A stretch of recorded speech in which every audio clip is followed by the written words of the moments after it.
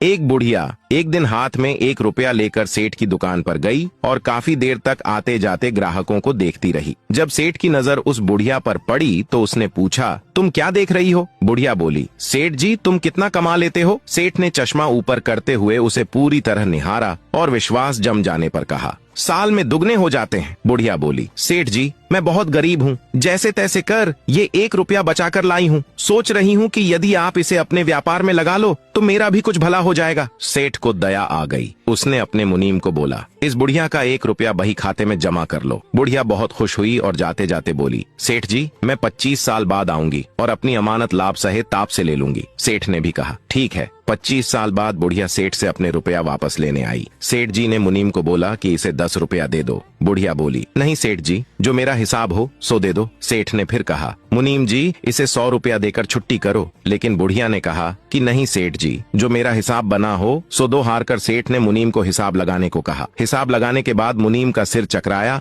और उसने सेठ जी के कान में कुछ कहा। सुनकर सेठ के होश फाख्ता हो गए। अब आप सभी के लिए यह प्रश्न है कि मुनीम ने कितने रुपए का हिसाब बताया?